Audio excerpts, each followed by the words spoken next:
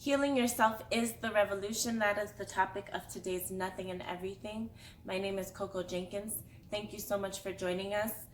Today we have a very special guest, holistic therapist, Naz of Energy Healing Studios. And today she's going to teach us how to fish, y'all.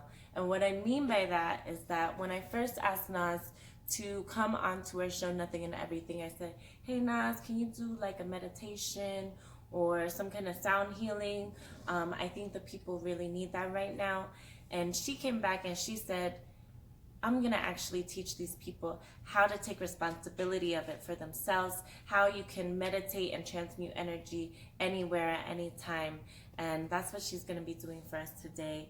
To me, this is the most important part of the revolution, because if you are healing all of these outside things and you don't take care of yourself mentally, physically, spiritually, then what we're doing doesn't even matter. So once again, very special guest, Naz of Energy Healing Studios. I hope you learned a lot today, and see you on Nothing. Hey, so peace and blessings, everyone. I am Naz of Energy Healing Studio, and today we are going to talk about transmuting your emotions in such a way that they work for you versus against you, right? And this is very important right now because the tensions are high. There's a lot going on in the grand scheme of the world, and at the end of the day, it's up to us to keep ourselves energetically, emotionally, and spiritually safe as well. All right, so let's go and get right into it. So energy, right? So I know a lot of you out there who are watching are either my students or are individuals who are well versed in metaphysics, right? But just for a quick recap, work with me. Let's go over what energy is, right? So energy is everything. Right? Energy is the foundation of everything. Energy is everything. Everything is energy, period, right? Energy can be metaphysical and physical in and of itself. Now, as it relates to emotions, emotions to me are energy in motion. A lot of times we look at our emotions as something that is a product of weakness. And we know that there is no weakness when it comes to emotion. Emotions remind me of those little alerts that you get on your phone, right? Those alerts will come in and they'll let you know that one of your apps has a message for you, or there is something that you need to do in one of your apps, right? So it'll ding, and each app has a different sound. And so it'll ding for you. Ding, ding, ding, ding, ding, right? And it will continue to ding until you do what? Answer the message. Okay. So once you have cleared the alert and gone into the message, because you can clear the alert and not check the message, right? But traditionally we clear the alert, check the message, right? I see emotions as the same thing. That your emotions are actually little alerts that are letting you know or cueing you in to some imbalance that you may have inside of your body, located in one of your chakra centers. All right, so let's talk about chakras.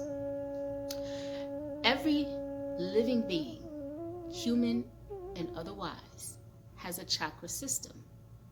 Humans have a 7-center chakra system.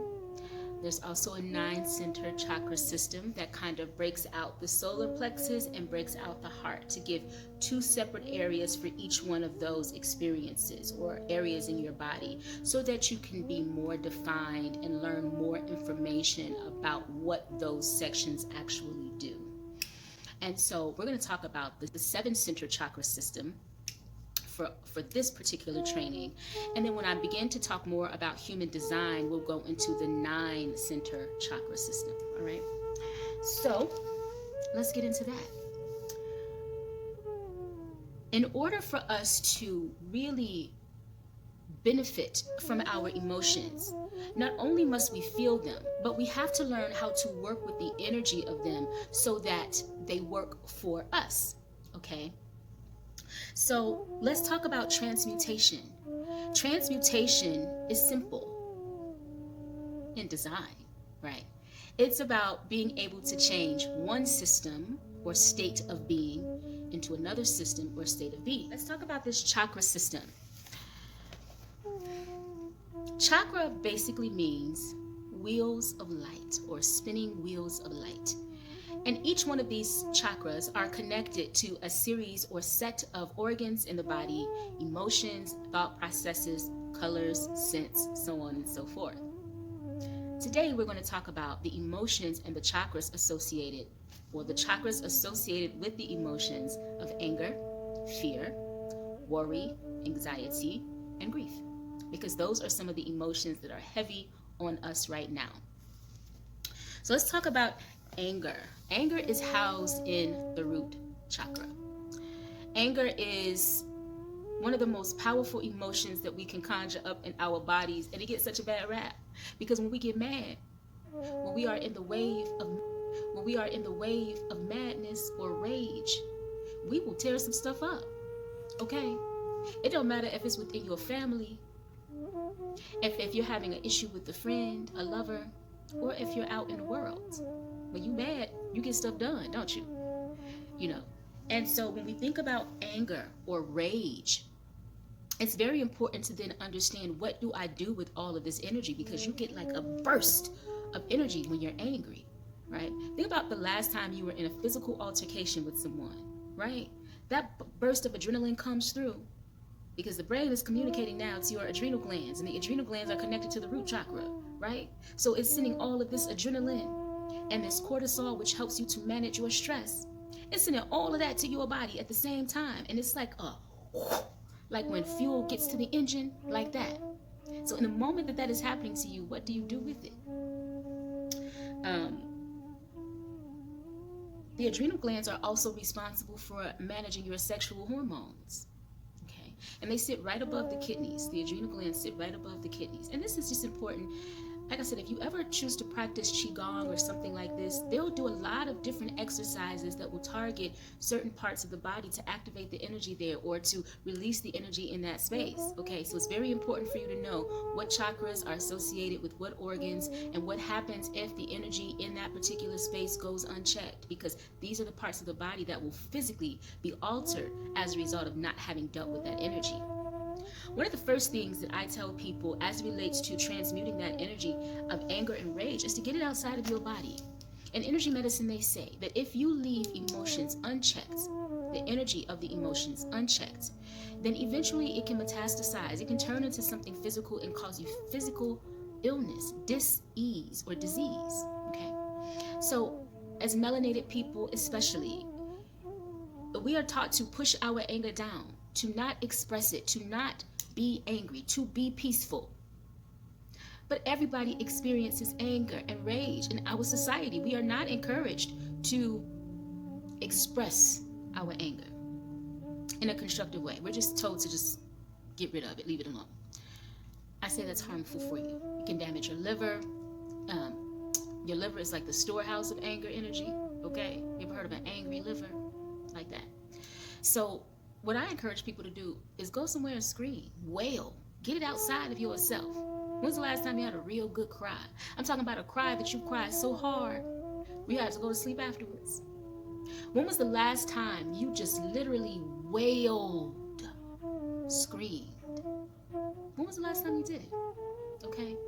That's one of the ways that you can get that anger energy out. Okay, you have to express it, not truncate it down into your shadow. You don't want to do that. The other thing that I do, just on a quick, when I'm upset, I deep clean my kitchen or my bathroom, because I'm now being propelled by something otherworldly, it feels like. So I get like this little brush, and I get in there, and I take everything off my kitchen counters, and I get all the grout, I get it all. I get everything. I get the cabinet doors, I get it all. And by the time I'm done, I'm breathing hard, like I have worked out, because I'm in there moving in a mad fury. But I use that anger energy to propel me and to do and to work for me. Okay? So that's some ways that you can transmute that energy in that particular space. Okay. Let's talk about the heart chakra. And I'm going to go into further detail. I just wanted to say that we do have ways that we can transmute the energy immediately, okay? But I'm going to go into some very specific techniques here in a moment. So that's not all. All right, so let's think about the heart chakra. Okay, I want to talk about the connection between the heart chakra and the root chakra, okay? Because they are very much so connected. When we think about the heart chakra, the emotions associated with it that we think of off the bat are love and forgiveness and compassion for yourself first and then for other people. But what about grief? What about grief, right? Grief is not only connected to the heart chakra, but also to the throat chakra.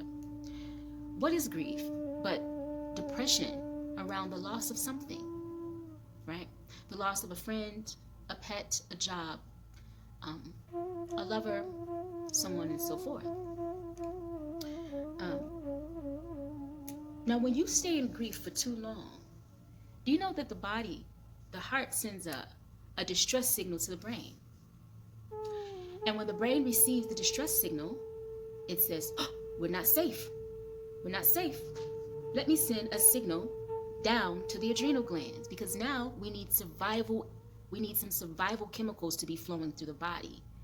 So it contacts and reaches down into the adrenal glands, and the adrenal glands are located where? In the root chakra, or connected to the root chakra, okay? Your survival chakra, the get it done chakra, the sense of action chakra, okay? So when the heart sends the distress signal to the brain sends the signal down to the adrenal glands release what? Your adrenaline and your cortisol, okay? You are now in survival mode, all right? We are experiencing great grief right now. Our energy is unbalanced. It's imbalanced. I don't care who you are. If you are here on this planet at this time, in this country, you are feeling a lot of different things. The idea is to stay as much as possible in a healing space. And in order to be in that healing space, you must be calm. Imagine that. Because when you are calm, when your heart rate is slow, your brain thinks that you are safe. And when you are safe, there is no need for adrenaline. There is no need for cortisol, right? You know what can flow? Serotonin can flow. Serotonin is a healing chemical. And all of the other healing chemicals, your body will naturally go into a healing state. So that is what we're talking about right now. How to get your body back into that healing state so that you're getting what you need consistently, all right? Even if you're upset, even if you're experiencing anger. You know, in Qigong, they teach you how to activate the energy, that anger energy, without feeling the emotion of it. Imagine that. That being able to activate that energy could potentially, if you needed to use it, that get it done energy, that you can activate that without being upset, and you can turn it on and turn it off. I'm practicing Qigong. My goal is to be a Kung Fu master, but we'll come back to that on another day. Let's talk about the solar plexus and the energy of fear and anxiety and worry. Those are the emotions associated with some of the emotions associated with your solar plexus or your navel chakra. The solar plexus has a gut-brain connection, right? Know that your heart and your gut can operate independently from your brain. They actually send messages to the brain. The heart has about 1,000 neurons in it that have connections and make neural connections and everything very similar to the brain. You can look this up on heartmath.com and learn more about how your heart works independently from your brain. Same thing with the gut. It is its own response system, okay? The solar plexus is connected to your digestive center, and when it is out of balance, you may experience fear, anxiety, eating disorders, and so on. So when you are in fear is a very helpful evolutionary emotion, right? If you've never felt fear, you could walk into a lion's den and be eaten, okay? And so what the fear teaches you is how to protect yourself and how to be aware, okay?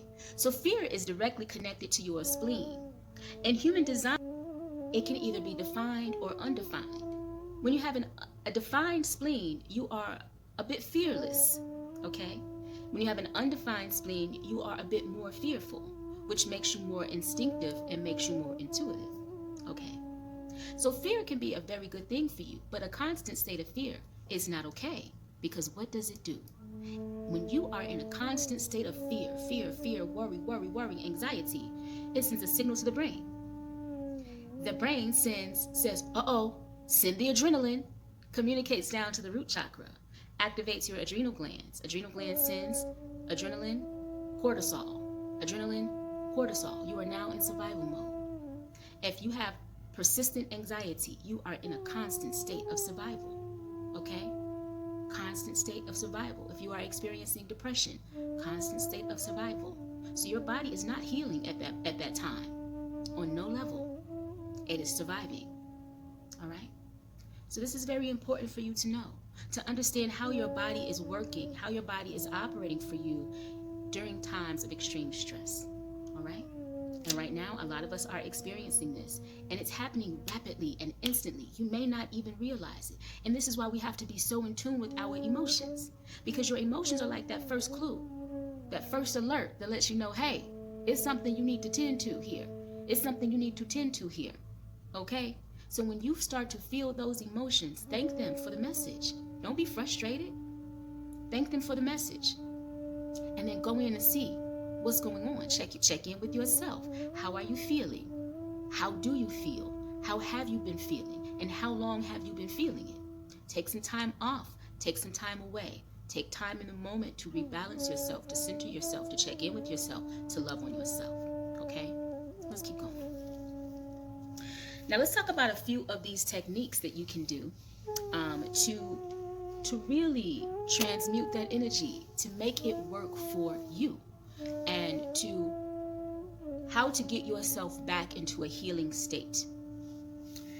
So first I'm going to talk about some things you can do without tools. We all love our healing tools, don't we? I love mine. I have all kinds of healing tools over here. I have a didgeridoo, I have gongs, I have all types of healing tools, sound healing tools here. But I want to talk about some things that you can do in a pinch if you don't have any tools with you. So the first thing I want to talk about is breath. Okay, breath is life. It is the one thing that you can't go longer than 3 to 5 minutes without. It's the only thing that if you went without it for about 5 minutes, you would die. Okay? A lot of times we are sitting and we are taking these sips of breath. And what I want you to get in the habit of is deep breathing. You ever been upset and somebody just say, calm down, take a breath?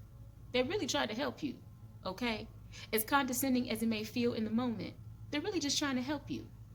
Because when you do that, when you do calm yourself down, and when you take deep, chronic breaths, you are telling your brain that you are safe.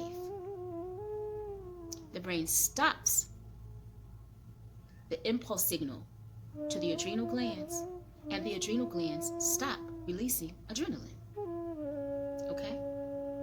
Stops releasing adrenaline. And you know what it starts to release? Your healing chemicals. So, your responsibility to yourself is when you are in a state of rage, is to become the calm in the middle of the storm. Sit yourself in lotus position. Breathe into your diaphragm, pushing your diaphragm out, holding the breath in that space until you can't hold it anymore, and then slowly exhale through your mouth. Okay? Pretty simple, right? When you are breathing, make sure you're not breathing up into your chest. I want you to breathe into your diaphragm, pushing the belly out. If you're a vocalist, you know how to do this. Okay? So let's try it. Deep breath in. Hold it. Release.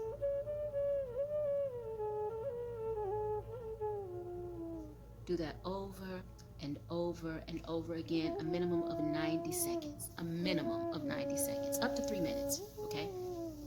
Now for me personally, I like to add an om onto mine because I'm a vocalist and I'm a sound healer, and I'm always working to keep my third eye active, my throat chakra active, and so on and so forth. So om is a very powerful bija mantra. As they say, it's the first sound that created the universe. And so I use om a lot. If you don't feel comfortable using om, you don't have to. But let's do it one time. Okay? Here we go. Hold it. Release with an om. Oh.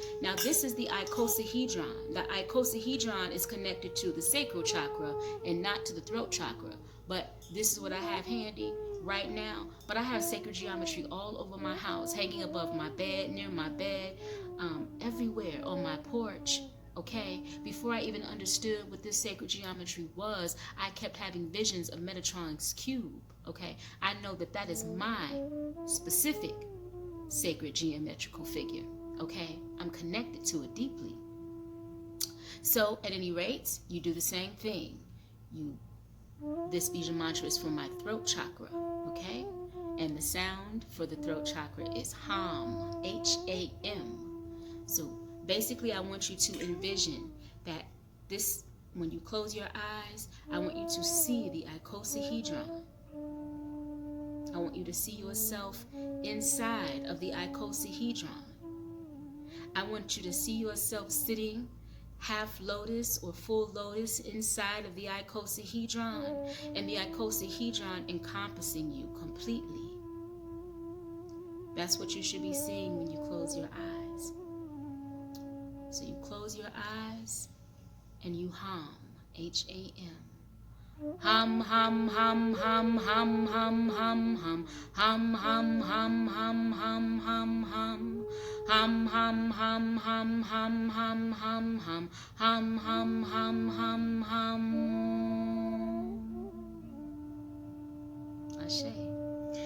The other thing to know about sacred geometry is, like, if you are into tarot, tarot was built on the tree of life. The sacred geometrical figure, the tree of life.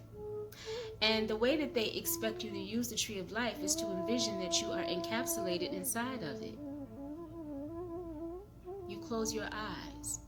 You see yourself sitting down into the tree of life, and it coming up around you and encompassing you.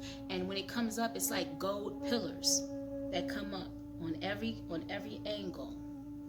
And you visualize yourself in that space, looking at sacred geometry. Visualizing sacred geometry changes the way that you perceive things. It actually restructures your brain just by looking at it for extended periods of time. So try it out. Try a sacred geometry meditation. Try physically creating sacred geometry. Purchase you some sacred geometry, but you can make some with straws and string. It's called Hemeli. Look up the Hemeli design, okay? And the last one, which I don't have any more tools. I have one. I have the Chakra, but I'm going to show you that in a moment. But the last two chakras are your third eye and your crown, and you can use the sound Om to activate the energy there, okay? And that's just taking your deep breath in, holding the breath. On the exhalation, you Om, okay? You can do that for both the third eye and the crown chakra. And you can use really any of these tools if you choose to do that. So like if you wanted to use crystals for all of your chakras, you can do that, or the tuning forks, or the singing bowls, or the sacred geometry. The last thing I want to show you is the Chakra. All right, Chakra is one of my favorites, because you can buy them very small. You can have like a little egg shaker, keep it in your purse or in your car. And the Chakra breaks up static energy in your auric field, okay? Your aura or your vibe is what people feel when they come around you, okay? So have you ever been in a car and you've been sitting in traffic and your attitude get real bad and you get ready to have a performance, or you're about to go on a date or go meet your friends, okay? You do not want to walk in with that traffic energy. So use your Chakra. So essentially what you're going to do is, I usually stand, and I kind of do it like I use sage, right? Because sage is kind of doing the same thing. It is clearing off the negative energy in your auric field. So you want to take your Chakra and you want to shake down the side of your body, come up through your legs, come down the side of your body, and up through your legs, and then down over the back of your body, and you want to try to get as far down as you possibly can on both sides of your body, okay? That sound breaks up that static energy. This is one of the reasons that they they give children rattles. If you can teach a child how to manage their own stress, you will be a super parent. You will become a super parent, okay? Because you'll be teaching them a very valuable skill that they can take into adulthood. Shamans use shakeres and things like that all of the time. And acoustic instruments in general, that's what they were made for. I believe that the Moors were the first one to bring a sound healing instrument into public domain with the lute, okay? And they would use that lute to heal people all the time. And now look at us now, right? Regular old sound healers out here healing with these acoustic instruments. All right, so that's all I have for today, everyone. I want to thank Nothing to Do LV and Coco Jenkins for inviting me on to the show. Again, my name is Naz Khalid, and I am with Energy Healing Studio. Come check me out. I'm pretty sure Coco will post more information about my organization on her page or in her stories, and come on over and see what we're talking about. It's a very down-to-earth, feel-good environment, and yeah, you may find what you need over there too.